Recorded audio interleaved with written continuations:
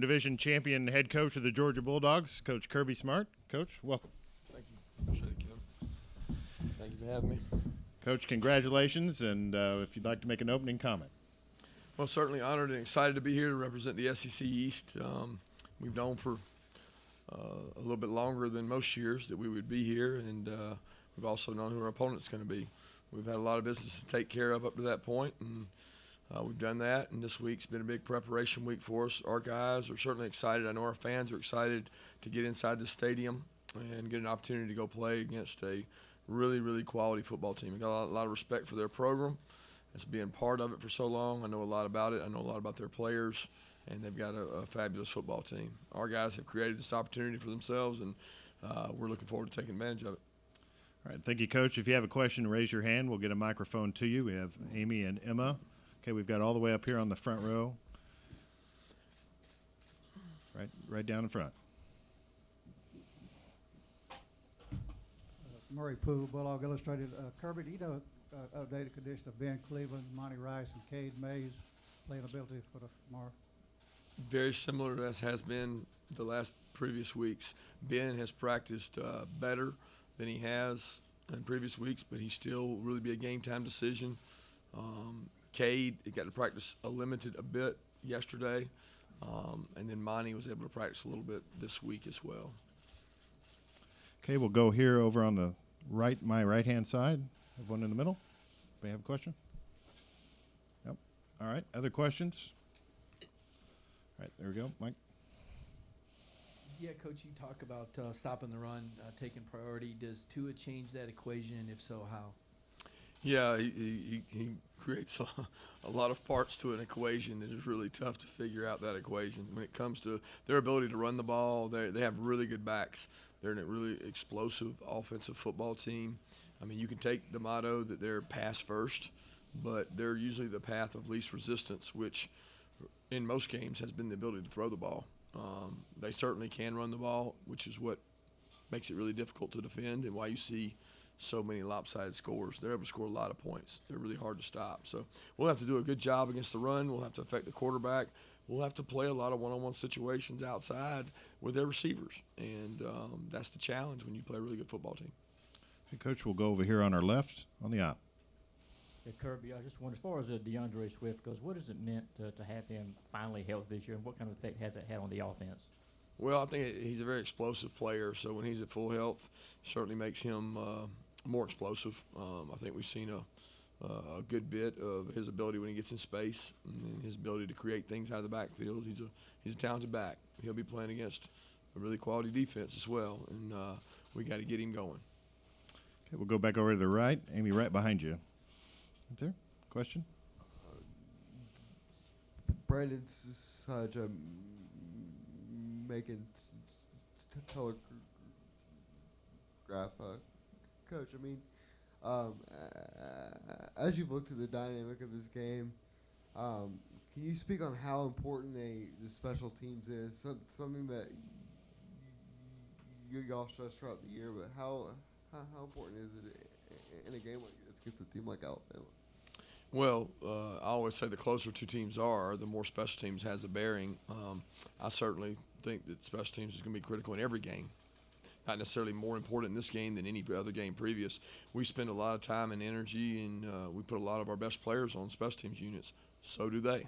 And when you look across the board, I think those plays, you'll see elite talent matched up against elite talent. You'll see a lot of really good matchups that maybe the game within the game, a lot of people don't notice, but we think that our special teams are ready to go. We work really hard on them. So I'm excited to give the guys an opportunity to go out and play. They've got a really great challenge. Their punt returner is incredible. Their kickoff returner is incredible. They have really good returners, and they have good people blocking for them. So.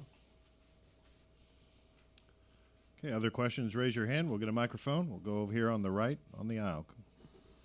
Greg Collier, Action Sports and News. Coach, you talked earlier about your success that you had there in Alabama. But now that you are here and building your own program, do you, and people always try to connect you back to that success or that tree, do you find it motivating as you establish your own program for success, or is that kind of like the curse of that success? I'm not sure I exactly understand the question, to be honest with you. I mean, The question is, you know, it's like your success here is going to be kind of like the shadow of the success that was there.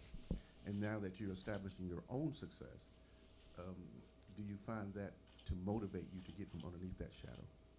Well, I think the success we've been able to have at the University of Georgia is attributed to the players that have been here. And a lot of those guys from last year's team are gone, and a lot of the seniors this year will be gone. But that success goes to them and the staff and the people that put in so much time and effort and work into it. I don't look at it as it's really about me or anything like that. I look at it as it's a total program, and that's what we really define ourselves by at the University of Georgia. We play to a standard. We have a lot of expectations. We don't run from those expectations. We embrace them, and we do the best job we can day in and day out to put a great team out on the field and mold young players into men. That's our hope and our goal. Hey, Coach, we'll go back over here on the left. Cody Chafin from Fox 5. You guys have played in this building a lot now, it feels like. What do you hope to get accomplished today in the walkthrough? Really, the walkthrough is more about brushing up, cleaning up things for us. It's about exposure to the venue, which you mentioned. We've had 2 games in here, so our kids will be comfortable as far as playing in here. And the atmosphere that is created, I think, is one of the most incredible atmospheres in all of college football. When you talk about the SEC championship, it's one of the most watched games in all of college football. So we're certainly excited about that. And the walkthrough is really just a formality for us to make sure we understand what we're doing, final touches, brush up, clean things up from yesterday. Coach, we'll go about 3/4 of the way back. Ross? Ross Dellinger, SI. Kirby, we talk a lot about what Alabama did last year in the championship game at halftime, making the switch to Tua.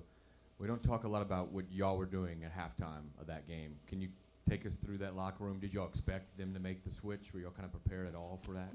Well, we certainly knew that we would see some different looks, and there was a lot of talk leading up to the game that Tua would play if they ever struggled. I mean, the noise coming out of Tuscaloosa was that, but there's not a lot you prepare for differently. It's not like you say, well, they might put this other guy in and he might throw the ball more. I mean, you prepare that way every game because Jalen threw the ball. So it really didn't have much to do with what we were doing at halftime as much as they were much more effective defensively, and they got some momentum offensively, and none of which I think will have any bearing on this game. Coach, we'll go back over here on our left on the aisle. Marvin James, WMAZ, out of Macon. Coach, you guys have a lot of experience in this place. SEC championship last year, Swift had a big coming out a little bit, and then the national championship.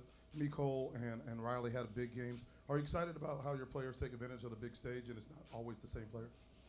Well, yeah, I'm excited the opportunity that we get to find out who it is. I mean, we've had that kind of all the way throughout the year. I mean, we've had different defensive players have really good games. Different guys have led the team in tackles in different games.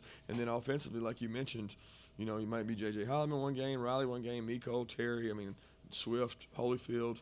A lot of different guys have made plays, and a lot of that is circumstantial. It's not by intent. It's not by design. It's you take what the defense gives you. And I think that's what makes you a really good offensive football team is your ability to hurt people in different ways. And I certainly know from watching Alabama's film, that's what they have the capability of doing. Okay, we'll go back up here in the second row, right in front. Mark Weiser, Athens Banner Herald. Kirby, you mentioned Ben Cleveland being a game-time decision. How comfortable have you all got with the play of Trey Hill down the stretch? How do you evaluate him? Trey's done a tremendous job. I mean, here's a guy that got plugged and had to play against Kentucky. Did a fabulous job in that game to come in and execute at a high level. He's played well. He's gotten some confidence playing at guard, and will continue to do that. And if Ben's healthy enough and able to play and he's the best available option, then he'll play. Okay, other questions? We have one back on our left towards the back of the room. Brandon Adams from Dog Nation. Obviously, it's a team game, but quarterback is the most high-profile position. Last year, Jake Fromm played against Baker Mayfield, very well-known quarterback, and his team earned the win. This year, it's another very well-known, likely Heisman Trophy-winning quarterback in Tua Tagovailoa. Do you think Jake takes extra motivation in being the quarterback in the game that gets the least attention, maybe feeling a little extra pressure to make sure his offense can keep pace? You know, I don't know if he does that or not. I never asked Jake that. I never bring that up about the opposing quarterback because ultimately he's not facing him. He's facing their defense. But I know he's a very prideful kid. I know he's extremely competitive. I mean, every day at practice, he wants to compete. He wants to win. He's very driven. So I know that probably motivates him some, but it's not something we talk about. Coach will go on our right side along the wall. Carl Prather, WAFF TV in Huntsville. Kirby, I don't know if this has been asked already, but the status of Monty Rice and his availability for tomorrow. Yeah, Monty was able to do a little more as the week went on. He was able to do some stuff yesterday, but he'll be a game time decision. Other questions, raise your hand. We'll have Amy or Emma. We've got another one here in the middle of the second row, over to our right. Kirby, you mentioned what Tua does athletically and with the ball in his hand, but what are some of the things in play that he does that separate him from other quarterbacks, whether you mentioned looking off defenders and that kind of thing? Yeah, I think he has a sense of the field and spacing. He's spatially aware of where people are, so he can sit in the pocket amongst trees and giants and people rushing at him that he has no fear. People are barreling down on him. He sidesteps them, keeps his eyes downfield. He understands leverages, and he knows where he's going with the ball. First of all, he's well coached, but he's really, really talented.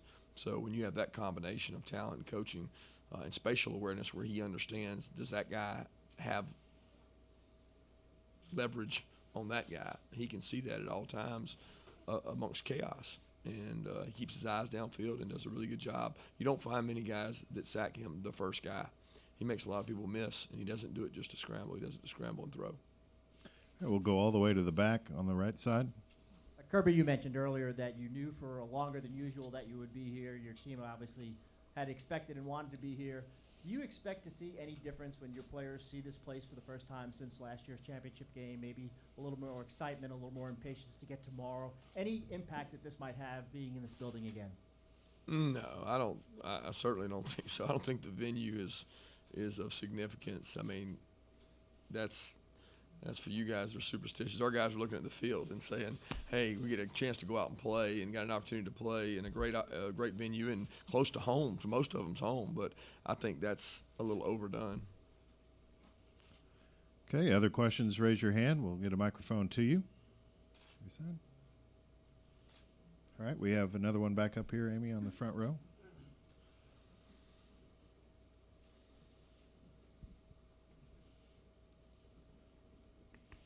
If the team has a great week of practice, is that always a good sign that you're going to play well in the game? Or conversely, sometimes have a poor week of practice, they'll have a good game. Is that kind of hard for coaches to quantify what they're going to do? Yeah, it's extremely hard to quantify because I think every coach would tell you he had a good week of practice leading up to the game. I've never heard one say, man, we practiced like dogs this week and just didn't do much. So I've never been around anybody that was willing to say that. And I think that each week of practice, you may, with inside, know how you practice deep down inside, but whether that has an effect or not, I don't think so because I've seen it go both ways.